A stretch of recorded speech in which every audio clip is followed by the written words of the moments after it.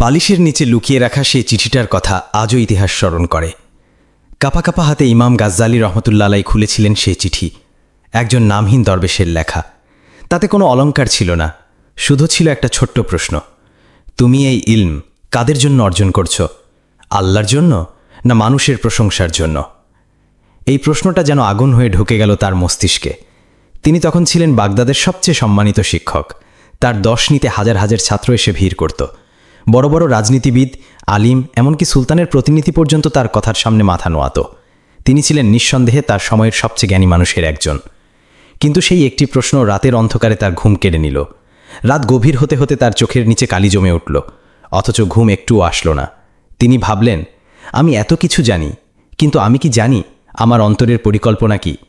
যে হাজার হাজার হাদিস মুখস্থ রেখেছেন, যে আয়াতের ব্যাখ্যা দিতে পারতেন ঘন্টার পর ঘন্টা, তা কি শুধু মুখের জন্য, অন্তরের জন্য না? ইমাম গাজ্জালী রহমতুল্লাহ আলাইহি তখন ৪২ বছর বয়সে এক মহাশক্তির শীর্ষে ছিলেন। তিনি ছিলেন আল কাদি, তিনি ছিলেন দরসগাহের কেন্দ্র, তার জন্য ছিল রাজপ্রাসাদের দরজা খোলা। কিন্তু সেই রাত বদলে দিল তার ভেতরের সব কিছু। ভোর হতেই তিনি তার দশ বন্ধ করে দিলেন। কেউ কিছু বুঝে উঠল না। ছাত্ররা অপেক্ষা করল ঘন্টার পর ঘন্টা, তারপর দিন গেল, তারপর সপ্তাহ। আর তিনি কোথাও দেখা দিলেন না। কেউ বলল তিনি অসুস্থ, কেউ বলল গভীর গবেষণায় মগ্ন, কেউ বলল তিনি মানসিকভাবে বিপর্যস্ত। কিন্তু বাস্তবতা ছিল এর চেয়েও গভীর। তিনি যুদ্ধ করছিলেন নিজের মনের সাথে, আত্মপ্রদর্শনের সেই অদৃশ্য রোগের সঙ্গে, যেটা অনেক বড় আলেমদের ধ্বংস করে দেয়। তিনি কেঁদে কেঁদে রাত পার করতেন, আল্লাহর দরবারে বলতে থাকতেন, হে আল্লাহ, আমি কি তোমার সন্তুষ্টির জন্য লিখছি না মানুষের বাহাবা পাওয়ার জন্য? একদিন তিনি হঠাৎ বাড়ি ছেড়ে বেরিয়ে গেলেন। কোনো আত্মীয়, কোনো বন্ধু, এমনকি তার স্ত্রী পর্যন্ত জানল না তিনি কোথায় যাচ্ছেন। একখানা জীর্ণ কাপড় পরে পায়ে হেঁটে বেরিয়ে গেলেন বাগদাদ শহর থেকে। পিছনে রেখে গেলেন ইলম, যশ, প্রতিপত্তি, সুনাম, সব কিছু। তার এই ত্যাগ এতটাই গভীর ছিল যে অনেকে বলেছিল হয়তো তিনি পাগল হয়ে গেছেন। কেউ আবার বলেছিল এ এক অভিনয়। তিনি নিজেই লিখেছেন তার আত্মজীবনীতে, আমার অন্তর জান্নাত ও দুনিয়াকে একসাথে মেনে নিতে পারেনি। আমি চেয়েছিলাম দুটোই, কিন্তু দেখলাম জান্নাতের পথ একদম আলাদা। সেখানে শুধুমাত্র ইখলাস চলে, মনুষ্য বাহাবা নয়। ইমাম গাজ্জালী রহমতুল্লাহ আলাইহি এমন এক পর্যায়ে চলে গিয়েছিলেন যে তিনি মুখ দিয়ে কথা বলতেই পারতেন না। গলার আওয়াজ যেন বন্ধ হয়ে গিয়েছিল। আল্লাহ তার মুখ বন্ধ করে দিয়েছিলেন যেন তিনি বুঝতে পারেন এই জবান যদি আল্লাহর জন্য না হয় তবে তা কেমন ভার হয়ে যায়। ৩ মাসের বেশি সময় তিনি কোনো কথা বলেননি। চিকিৎসকরা বললেন তার দেহে অসুখ নেই। এটা এক ধরনের আত্মিক স্তব্ধতা। তিনিই ছিলেন সেই মানুষ যিনি ইহিয়া উল উলুম আদ্দিন নামক বই লিখে গোটা দুনিয়ার চিন্তাধারাকে বদলে দিয়েছিলেন। যিনি বলেন আসল জ্ঞান হলো সেই যা অন্তরকে আল্লাহর দিকে নিয়ে যায়।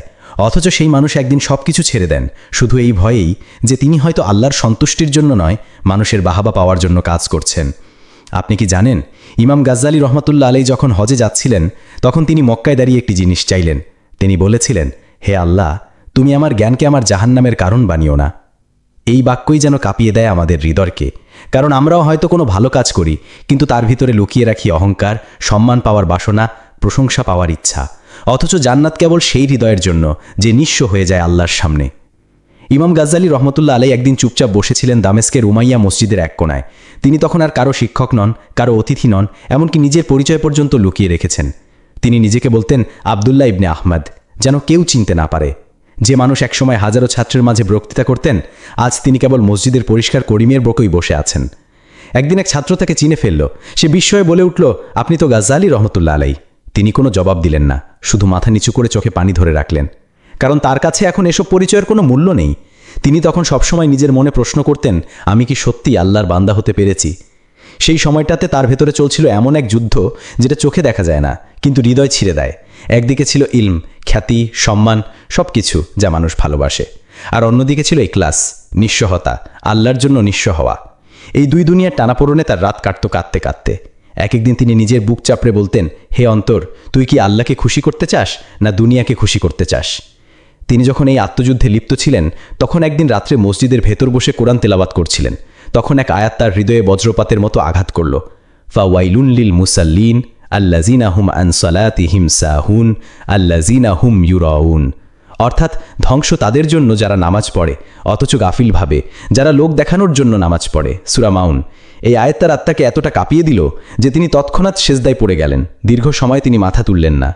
তার কণ্ঠে তখন একটাই আরতি, হে আল্লাহ, আমাকে লোক দেখানো ইবাদত থেকে রক্ষা করো। আমার আমলকে তুমি শুধুমাত্র তোমার সন্তুষ্টির জন্য বানাও। আমি চাই না আমার নাম মানুষের মুখে থাকুক, চাই শুধু তোমার দরবারে আমার নাম লেখা থাকুক। তিনি এরপর আল্লাহর কাছে এমনভাবে আত্মসংযম শুরু করলেন যা অনেকের কাছেই এক অভাবনীয় সাধনার পথ। তিনি রাত্রি কাটাতেন নির্জনে, দিনের বেলা রোজা রাখতেন, এক কাপড়ে দিন পার করতেন, অনেক সময় না খেয়ে থাকতেন। তিনি এইভাবে বছর পার করে দিলেন দামেস্কে, তারপর চলে গেলেন বাইতুল মাকদিসে। সেখানেও কেউ জানত না কে এই পরিত্যক্ত কাপড় পরা লোকটি। এই সময়টাতে তিনি কিছু লিখতেন না, কিছু বলতেন না, কেবল ভাবতেন কবে আমি সত্যিকারের বান্দা হব। তার দৃষ্টিতে তখন দুনিয়ার সবকিছুই অর্থহীন হয়ে উঠেছিল। তিনি নিজেকে বলতেন, যে জ্ঞান তোমাকে আল্লাহর কাছাকাছি নিয়ে যায় না সে জ্ঞান নয়, বরং অভিশাপ। আর এই অভিশাপ থেকেই নিজেকে মুক্ত করতে তিনি নির্জনতায় গিয়েছিলেন, অন্তরের জাহান্নাম থেকে মুক্তির পথ খুঁজতে। তিনি যখন কাবা শরীফে পৌঁছান তখন তিনি কেবল কাঁদতেন, একটি প্রাচীর ধরে দাঁড়িয়ে বলেছিলেন, হে আল্লাহ, আমি জ্ঞান নিয়ে গর্ব করতাম, আজ বুঝলাম সেটা এক ধরনের অহংকার ছিল। তুমি যদি ক্ষমা না করো তবে আমি ধ্বংস হয়ে যাব। তিনি মক্কা শরীফে অবস্থানকালে এক প্রখর দুপুরে কাবা তাওয়াফ করছিলেন। তখন তার কণ্ঠে শুধু একটি দোয়া ছিল, আল্লাহুম্মা ইন্নী উরিদু ওয়াজহাকা ফালা তাজআল ইলমি ওয়াজহা লিন-নাস, অর্থাৎ হে আল্লাহ, আমি তো তোমার চেহারা খুঁজি, তুমি আমার জ্ঞানকে মানুষের সামনে নাম উজ্জ্বল করার উপায় করো না। একসময়ে জেরুজালেম শহরের এক পুরনো মসজিদের পেছনে ছোট একটি কক্ষে কোরআন শরীফ পাঠ করছেন ইমাম গাজ্জালি রহমতুল্লাহ আলাইহি, আর কণ্ঠে ভেসে আসছে ফিসফিসে আওয়াজে একটি আয়াত, ওয়ামা খালাকতুল জিন্না ওয়াল ইনসা ইল্লা লিয়াবুদুন। আমি জিন ও মানুষকে সৃষ্টি করেছি শুধু আমার ইবাদাতের জন্য। সূরা জারিয়াতের 56 নম্বর আয়াত। এই আয়াত যেন তার পুরো জীবনকে উল্টে দিচ্ছিল। এতদিন তিনি মানুষকে জ্ঞান দিতেন, ফতোয়া দিতেন, বিতর্কে অংশ নিতেন, সম্মান কুড়াতেন, অথচ এই আয়াত বলে দিল জীবনের উদ্দেশ্য তো ছিল কেবল আল্লাহর ইবাদত। তাহলে এত কিছু করে কি পেলেন? এই প্রশ্নে তার চোখ ভিজে গেল, গালে গড়িয়ে পড়ল অশ্রু। কেউ দেখেনি সেই কান্না, কেউ শুনেনি সেই চাপা শ্বাস, কিন্তু সেই কান্না পৌঁছে গিয়েছিল আসমান পর্যন্ত। কারণ সেই কান্না ছিল তওবার কান্না। মানুষের সামনে কান্না করা সহজ, কিন্তু আল্লাহর সামনে কাঁদতে হলে অন্তরকে সেজদায় নামাতে হয়। তখনই তিনি সিদ্ধান্ত নিলেন তিনি আবার কলম ধরবেন, কিন্তু এবার তা হবে একদম অন্যভাবে।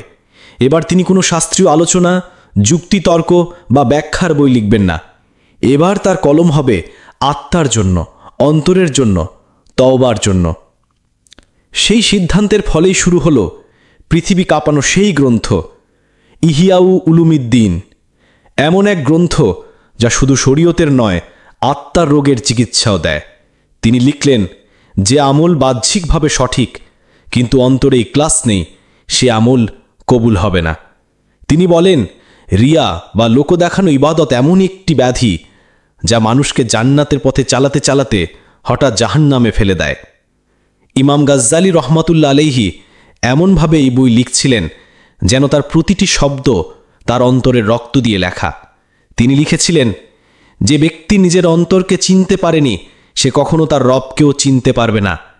এই সময়টিতেই তিনি এক রাতে লিখলেন এমন একটি বাক্য যা পরবর্তীতে লক্ষ মানুষের অন্তরে আগুন লাগিয়েছিল। তিনি বলেন, আল্লাহর সামনে দাঁড়ানোর মতো অন্তর তৈরি করো, কারণ জান্নাতে যাবে সেই অন্তর যে সত্যিকারে আল্লাহকে ভালোবেসেছে। এই সময়কালে তার সঙ্গে এক দরবেশ দেখা করতে এসেছিল। দরবেশ তাকে জিজ্ঞেস করল, তুমি কি ইলম ছেড়ে দিলে? তিনি মৃদু হেসে বলেছিলেন, না, আমি এখন সেই ইলমের খোঁজে আছি যা অন্তরকে আল্লাহর দরজায় নিয়ে যায়। তার এই উত্তরে দরবেশ বলেছিল, তাহলে তুমি এখনও সেরা শিক্ষক, কারণ এখন তুমি মানুষকে আল্লাহর পথ দেখাচ্ছ। এই কথায় ইমাম গাজ্জালি রহমতুল্লাহ আলাইহি চোখ বন্ধ করে বলেছিলেন, আমিন। একদিন তার ভাই আহমেদ গাজ্জালি এসে বললেন, ভাই, মানুষ আপনাকে ভুলে যাচ্ছে। আপনি যদি আবার দর্স শুরু না করেন তাহলে পরবর্তী প্রজন্ম কি শিখবে? তখন তিনি এমন একটি কথা বলেছিলেন যা আজও মুসলমানদের কাঁদায়, যদি আল্লাহ আমার এই নিঃশব্দতা থেকে কারো অন্তর জাগিয়ে দেন তবে সেটাই যথেষ্ট, কারণ মানুষ নয়, আল্লাহই হিদায়াত দেন। এক রাতে ইমাম গাজ্জালি রহমতুল্লাহ আলাইহি স্বপ্নে দেখলেন একটি পাহাড়ের চূড়ায় একজন মানুষ দাঁড়িয়ে আছেন, চারপাশে আগুন জ্বলছে, আর সেই মানুষ চিৎকার করে বলছে, এই আগুনে কেউ বাঁচতে পারবে না, শুধু তারাই বাঁচবে যারা অন্তরে ইখলাস নিয়ে আল্লাহকে ডাকবে। তিনি ঘুম থেকে উঠে দেখলেন তার গা অনেক ঘেমে গেছে। তারপর কাঁপতে কাঁপতে তিনি বললেন, হে আল্লাহ, আমাকে সেই দলভুক্ত করো যারা তোমাকে অন্তর দিয়ে ভালোবাসে। এই ইমাম, যিনি ছিলেন পৃথিবীর শ্রেষ্ঠ বিদ্বানদের একজন, যিনি যুক্তির সম্রাট, তিনি আজ শুধুই একজন কান্নারত বান্দা, যার প্রত্যেকটি কান্না বলে, হে আল্লাহ, আমাকে তোমার বান্দা বানাও, মানুষের শিক্ষক নয়। প্রায় 3 বছর কেটে গেছে। এই 3 বছরে ইমাম গাজ্জালী রহমতুল্লাহ আলাইহি আর কোনো জ্ঞান বিতরণ করেননি, কোনো দর্শ দেননি, এমনটি কোনো রাজনৈতিক বা ছাত্রের সঙ্গে দেখা করেননি। তিনি যেন নিখোঁজ হয়ে গেছেন। কেউ জানে না তিনি কোথায়, কেমন আছেন। কেউ বলছে তিনি দামেশকে, কেউ বলছে বাইতুল মাকদিসে, আবার কেউ বলে তিনি মক্কা ও মদিনা ঘুরে আবার ফিরেছেন সিরিয়ায়। কিন্তু বাস্তবতা হলো তিনি ছিলেন নিজের আত্মার ভেতরে। একদিন এক দরবেশ তাকে জিজ্ঞেস করল, তুমি এত বড় আলেম, এত বড় মুফতি, এত বড় যুক্তিবিদের আসন ছেড়ে এমন নীরবতায় কেন ডুবে গেলে? তিনি উত্তর দিলেন, আমি যাকে ভালোবাসি তারই কাছে ফিরছি। আমি হিজরত করছি, দুনিয়া থেকে নয়, নিজের নফস থেকে। তিনি বলেন, যে ব্যক্তি কোরআনের আলোয় নিজের অন্তর দেখেনি সে কখনো নিজের গুনাহ চিনতে পারবে না। তিনি প্রায় এই কোরআনের আয়াত তেলাওয়াত করতেন, ইয়া আইয়ুহাল্লাযীনা আমানুত্তাকুল্লাহ ওয়া কুলু কাওলান সাদীদান। হে ঈমানদারগণ, তোমরা আল্লাহকে ভয় করো এবং সঠিক কথা বলো। সূরা আহজাবের ৭০ নম্বর আয়াত। এই আয়াতের প্রতিটি শব্দ যেন তার অন্তরের গভীরে গিয়ে আঘাত করত। তিনি ভাবতেন, আমি কি আমার জীবনে সত্যিকারে অর্থে সঠিক কথা বলেছি? আমি কি আমার কলম, জিভা, বক্তৃতা সবকিছু আল্লাহর জন্য ব্যবহার করেছি? এই প্রশ্নের উত্তর খুঁজতেই তিনি ফিরে গিয়েছিলেন তার শৈশবের শহর তুসে। সেখানে গিয়ে তিনি সবার অগোচরে একটি ছোট মাদ্রাসা গড়ে তুললেন। কোনো বিজ্ঞাপন নয়, কোনো দাওয়াত নয়, কেবল কয়েকজন নিরীহ ছাত্র যারা জানত না এই লোকটাই পৃথিবীর শ্রেষ্ঠ আলিমদের একজন। এই সময়টিতেই তার কলম আবার জেগে উঠল, কিন্তু এবার কলম নয়, কান্না দিয়ে লেখা শুরু হলো তার লেখাগুলো। তিনি লিখছিলেন, আল্লাহর সাথে সম্পর্ক না থাকলে তোমার জ্ঞান হবে পাথরের মতো ভারী, আর তোমার নামাজ হবে কাঠের মতো নিষ্প্রাণ। এই লেখাগুলো ছিল আর্তনাদের মতো, আহাজারের মতো, যেন একটি আত্মা তার প্রভুর কাছে ক্ষমা চাইছে। তিনি তার লেখায় বলতেন, নফস এমন একটি শত্রু যে কখনো প্রকাশ্যে আঘাত করে না, বরং চুপি চুপি ভেতরে ঢুকে পারে। তোমার নামাজেও, তোমার দানেও, এমনকি তোমার কাদা চোখেও সেই নিজেকে লুকাতে পারে। একদিন তার এক ছাত্র তাকে জিজ্ঞেস করল, শেখ, আপনি তো সব ছেড়ে দিলেন, কি পেলেন এই নির্জনতায়? তিনি তখন মাটির দিকে তাকিয়ে কাঁপা কণ্ঠে বললেন, আমি পেলাম শান্তি, সেই শান্তি যা কেবল আল্লাহর স্মরণে আসে। আমি শিখেছি মানুষকে খুশি করে জান্নাতে যাওয়া যায় না, জান্নাতের দরজায় কেবল সেই অন্তরই পৌঁছায় যে অন্তর দুনিয়ার বাহবা ছেড়ে আল্লাহকে ভালোবেসেছে। একদিন ইমাম গাজ্জালী রহমতুল্লাহ আলাইহি খোলা আকাশের নিচে বসে আছেন একাকী। সামনে খালি কাগজ, হাতে কলম। তার চোখে কোনো ঘুম নেই, কিন্তু আছে এক ধরনের প্রশান্তি যেটা শুধু আল্লাহর ভালোবাসাই পাওয়া যায়। এই সময়ই তিনি ইতিহাসের অন্যতম সেরা গ্রন্থ ইহাইয়ু উলুমিদ্দিন লিখেন। এই গ্রন্থ এমন ছিল যে যা নিজেই নফসের বিরুদ্ধে যুদ্ধ করে জয়ী হয়েছে। তিনি লিখছিলেন, আমলের ভিতর ইখলাস না থাকলে সেই আমল আমল নয়, বরং তা আত্মপ্রদর্শনের শিরকে পরিণত হয়। মানুষ তোমার কাদা চোখে হয়তো খুশি হবে, কিন্তু আল্লাহ খুশি হন যখন অন্তর কাঁদে। তিনি এমনভাবে প্রতিটি অধ্যায় লিখছিলেন যেন একজন ডাকাত তার গুনাহের গল্প শোনাচ্ছে। কোথাও অহংকার নেই, নেই নিজের জ্ঞান নিয়ে গর্ব, বরং প্রতিটি বাক্যে অনুশোচনা, কান্না, ভয়, আশা। এই গ্রন্থের একটি অধ্যায়ে তিনি লিখেছেন, নামাজের খুশু যদি অন্তরে না আসে তাহলে সে নামাজ কেবল শরীরের শ্রম। অন্তরের অংশ না হলে ইবাদতকে আল্লাহর কাছে উপহার হিসেবে পৌঁছানো যায় না। এই কথাগুলো মানুষকে কাঁদিয়ে দিয়েছিল, কারণ যারা পড়ে তারা বোঝে ইবাদতের বাহ্যিক সৌন্দর্য নয়, বরং তার ভিতরের সত্যতাই আল্লাহর কাছে গ্রহণযোগ্য। এই সময় তিনি নিজে এতটাই সংযমী জীবনযাপন করছিলেন যে দিনের পর দিন শুধু শুকনো রুটি আর পানি খেয়ে থাকতেন। তিনি বলতেন, যদি আমি দুনিয়ার খাবার আর প্রশংসায় মগ্ন থাকি তাহলে কিভাবে আমি আল্লাহর প্রেমে নিঃস্ব হব? এই সময়ে তার ছোট ভাই আহমদ গাজ্জালী রহমতুল্লাহ আলাইহি তাকে দেখতে এলেন। ভাইকে দেখে ইমাম গাজ্জালী রহমতুল্লাহ আলাইহি বললেন, আহমদ, তুমি কি জানো দুনিয়া একটি লম্বা স্বপ্ন? আমাদের কাজ হচ্ছে জেগে উঠে পরকাল গড়ার প্রস্তুতি নেওয়া। এই কথা শুনে আহমদেরও চোখ ভিজে গিয়েছিল। তিনি তার ইহাইয়ু উলুমিদ্দিন গ্রন্থে সাহাবীদের জীবন থেকে উদাহরণ দিতেন। যেমন তিনি উল্লেখ করেছেন উমর ইবনুল খাত্তাব রাদিয়াল্লাহু আনহুর সেই বিখ্যাত উক্তি, হিসাব নেওয়ার আগে নিজেদের হিসাব নিয়ে নাও। এই কথাটি তিনি এমনভাবে ব্যাখ্যা করেন যেন একজন কাঁদতে থাকা মানুষ আপনাকে জোর করে জাগিয়ে বলছে, ভাই এখনই ফিরে এসো, না হলে দেরি হয়ে যাবে।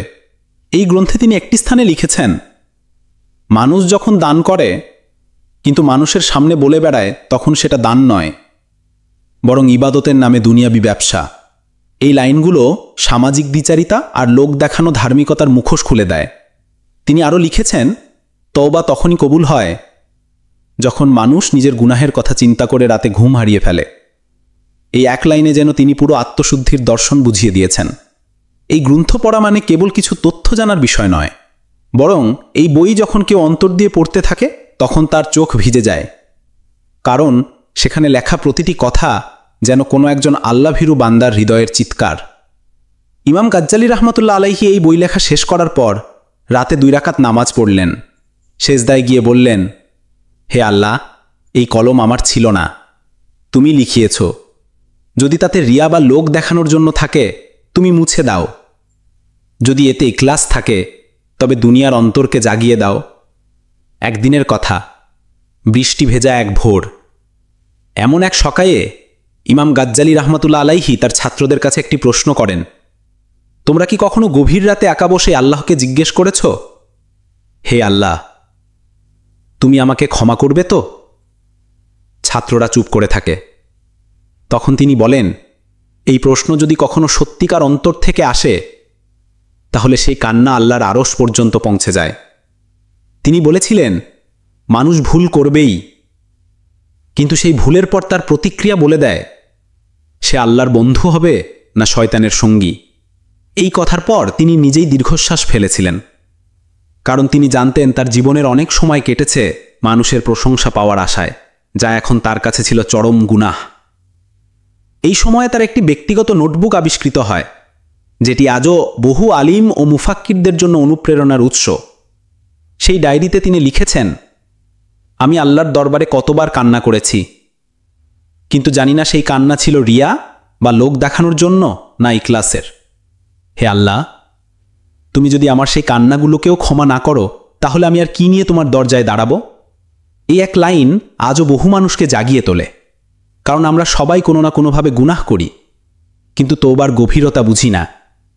এই সময়ে তার একটি ঘনিষ্ঠ ছাত্র তাকে প্রশ্ন করেছিল, হুজুর, আপনি এত ইবাদত করেন, এত কাঁদেন, এত আত্মসমালোচনা করেন, আপনার কি মনে হয় না আল্লাহ আপনাকে ক্ষমা করে দিয়েছেন?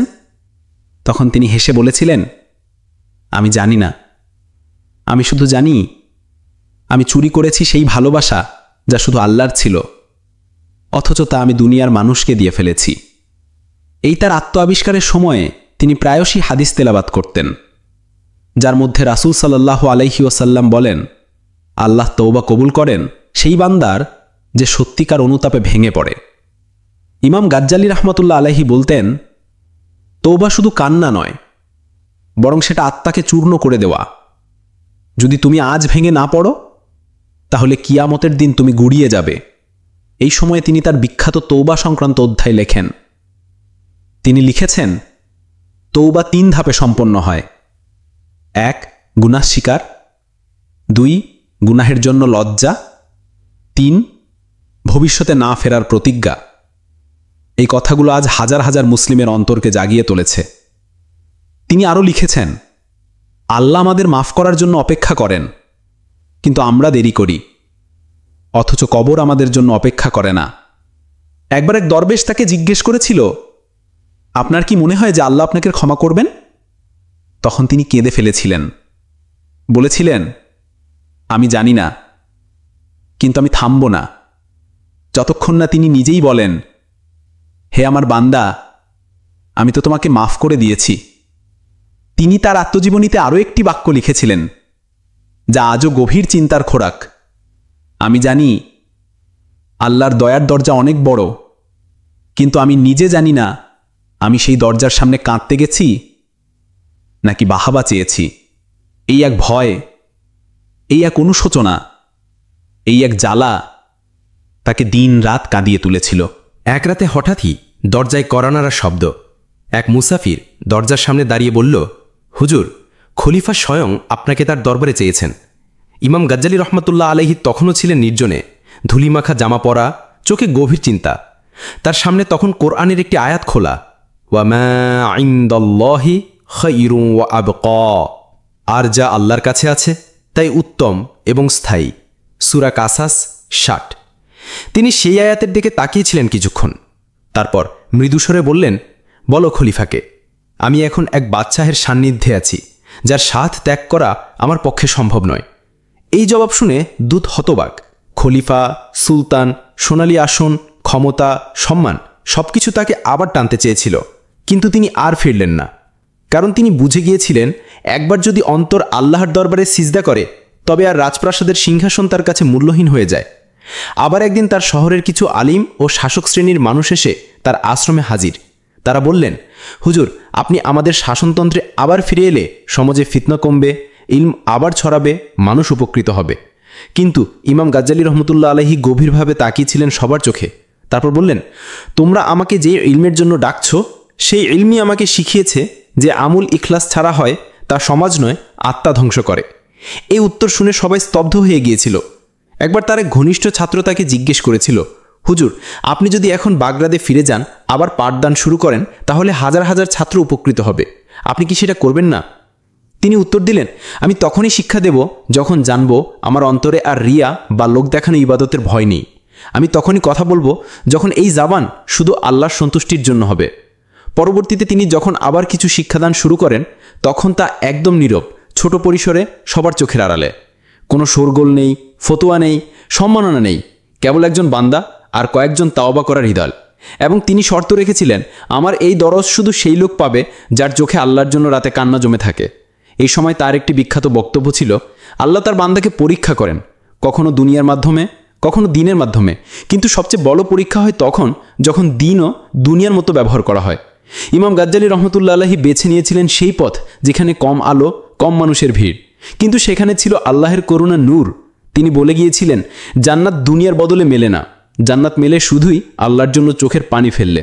একদিন ছোট্ট একটি খেজুর গাছের ছায়া নিচে বসে আছেন ইমাম গাজ্জালী এবং কিছু ছাত্র। ইমাম গাজ্জালী রহমতুল্লাহ আলাইহি তাদের সামনে একটি প্রশ্ন রাখলেন, তোমরা কি জানো, এমন অনেক আমল আছে যেগুলো আমরা নিজেরাও ভুলে গেছি, কিন্তু আল্লাহ তা এখনও সংরক্ষণ করে রেখেছেন। সেই নীরবতায় তার কণ্ঠ যেন আকাশ ভেদ করে গেল। তিনি বলতে শুরু করলেন, মানুষ অনেক সময় কোনো কাজ করে ফেলে যা তার কাছে তুচ্ছ, কিন্তু সেই কাজ যদি ইখলাসপূর্ণ হয় তাহলে তা আল্লাহর কাছে পাহাড়ের চেয়েও ভারী হয়ে থাকে। এই কথা বলার সময় তিনি কোরআনের আয়াত তেলাওয়াত করলেন, মাইয়া আমাল মিসকালা যাররাতিন খায়রান ইয়ারাহ, যে ব্যক্তি একটি কণার পরিমাণ ভালো কাজ করবে সে তা দেখতে পাবে। সূরা জিলজাল 7।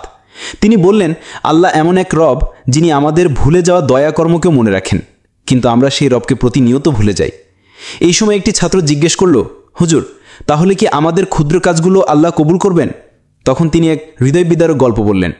এক নারী যার চরিত্র ভালো ছিল না, একবার গরমের দিনে একটি কুকুরকে পানি খাওয়ায়।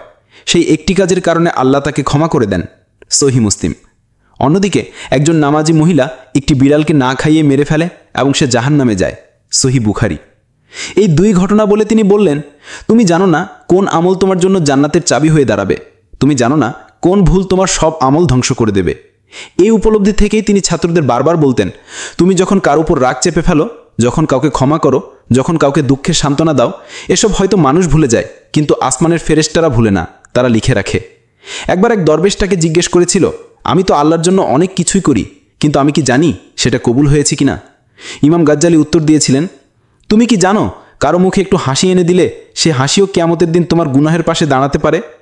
এই বক্তব্যগুলো শুধু কথার সৌন্দর্য নয়, বরং এটা ছিল ঈমান জাগানোর অগ্নিশিখা। তিনি তার বইতেও লিখেছেন, তোমার গোপন সাদকা, তোমার গোপন কান্না, তোমার গোপন সিজদা সবই একটি একটি করে জমা হচ্ছে। একদিন যখন তুমি সব ভুলে যাবে, তখন ফেরেশতা তোমাকে দেখাবে, দেখো এইগুলোর কারণে আল্লাহ তোমাকে বাঁচিয়ে দিলেন। এই সময় তিনি বারবার বলতেন, তুমি যে ভালো কাজ করো তা মনে রাখাই উত্তম, কারণ তুমি ভুলে গেলে আল্লাহ মনে রাখেন। তুমি মনে রাখলে রিয়া বা লোক দেখানো আমল ঢুকে পড়ে। এই কারণে তিনি বারবার বলতেন, আমল করো কিন্তু মনে রেখো না, মনে রাখো আল্লাহকে যিনি কখনো ভোলেন না। একদিন সকালের আলো তখনও পুরোপুরি নামেনি, পাখিরা ধীরে ধীরে ডাকতে শুরু করেছে। ঘরের কোণে বসে আছেন ইমাম গাজ্জালী রহমতুল্লাহ আলাইহি, হাতে তার শেষ লেখাটি আল মুনকিজ মিনাদ দালাল, আর পাশে তার ছাত্র তিনি বললেন, তুমি আমার কাফনের কাপড়টা তো নিয়ে এসেছ, যা আমি নিজের হাতে সেলাই করেছিলাম? ছাত্র চুপচাপ মাথা নেড়ে পড়ল, জি হুজুর। তখন তিনি বলে উঠলেন, তবে আমাকে সেই কাপড়েই জড়িয়ে দিও, কারণ আমি চাই না আল্লাহর সামনে কোনো অহংকার নিয়ে দাঁড়ায়। আমি শুধু একজন গুনাহগার বান্দা হয়ে ফিরতে চাই। এই ছিল তার শেষ কথা। এরপর তিনি নিজের দৃষ্টি আকাশের দিকে তুললেন, 2 হাত চোখের পাতা স্পর্শ করল, আর নেমে এলো এমন একটি নীরবতা যা আজও বহু হৃদয়কে কাঁদায়। ইমাম গাজ্জালী রহমাতুল্লাহ আলাইহি ইন্তেকালের সময় ছিলেন পূর্ণ ইখলাসের অবস্থানে। এই মৃত্যুর পূর্ব মুহূর্তেও তিনি মুখে কুরআনের আয়াত ফিসফিস করে পড়ছিলেন, ইয়া আইয়াতুহান নাফসুল মুতমাইন্না ইরজিআই ইলা রব্বিকি রাদিয়াতাম মারদিয়া। হে প্রশান্ত আত্মা, তোমার প্রভুর দিকে ফিরে যাও, এমন অবস্থায় যে তুমি তার প্রতি সন্তুষ্ট আর তিনিও তোমার প্রতি সন্তুষ্ট। সূরা ফাজার 27-28। তার ছাত্ররা কেঁদে ফেলেছিল। একজন ফুঁপিয়ে বলেছিল, হুজুর, আপনি তো আমাদের ছেড়ে চলে গেলেন। আরেকজন বলেছিল, তার মৃত্যু কোনো পরাজয় নয়। এই মৃত্যু হঠাৎ ছিল না, তিনি পূর্ব থেকেই জানতেন যে তার সময় ঘনিয়ে আসছে। তাই শেষ 1 বছরে তিনি তার কলম স্থির করেছিলেন। বলেছিলেন, আমার কলম এখন থামবে, কারণ এখন আমার হৃদয় বলছে যা বলার দরকার ছিল তা বলা হয়ে গেছে। এখন শুধু আল্লাহর সাক্ষাতের অপেক্ষা। এই সময়ে তিনি আরও একটি কথা বলেছিলেন যা কাঁদিয়ে দিয়েছিল তার পরিবার ও ছাত্রদের। হে আল্লাহ, আমি তো নিজেকে পুড়িয়ে ফেলেছি তোমার ভালোবাসায়। এখন যদি তুমি গ্রহণ না করো, তাহলে আমার এই পুড়ে যাওয়া জীবনটাই বৃথা। তার ইন্তেকালের পর তার ছাত্রদের একজন জানিয়েছিল, সেই দিন সকালেই তিনি উঠে গিয়েছিলেন, অজু করেছিলেন, 2 রাকাত নামাজ আদায় করেছিলেন। এরপর বলেছিলেন, আমার জান্নাতের রাস্তা পরিষ্কার হয়েছে। তার জানাজার সময় হাজার হাজার মানুষ ছুটে এসেছিল। কেউ কাঁদছিল, কেউ নীরবে তাকিয়েছিল। তার কবর খোঁড়ার সময় একজন বৃদ্ধ দরবেশ বলেছিল, এই কবর যেন পৃথিবীর সব জ্ঞানকে ধারণ করছে, কিন্তু তার চেয়েও বড়, এই কবর এমন একজন বান্দাকে নিচ্ছে যার অন্তর একমাত্র আল্লাহর ভালোবাসায় পুড়ে পুড়ে সাদা হয়ে গেছে। ইমাম গাজ্জালী রহমতুল্লাহ আলাইহি আমাদের শিখিয়ে গেছেন, জীবনের মূল সার্থকতা টাকা পয়সা, যশ, বিদ্যা কিংবা ফতোয়া নয়। মূল সার্থকতা হচ্ছে অন্তরের পবিত্রতা। এই মৃত্যুর অধ্যায়ে তিনি রেখে গিয়েছেন একটি প্রশ্ন, তুমি যদি আজ মারা যাও, তাহলে কি আল্লাহ তোমাকে এমনভাবে গ্রহণ করবেন যেমনভাবে তিনি গ্রহণ করেছিলেন একটি প্রশান্ত আত্মা? এই প্রশ্নের উত্তর খুঁজে বেড়ায় লাখো মানুষ আজও।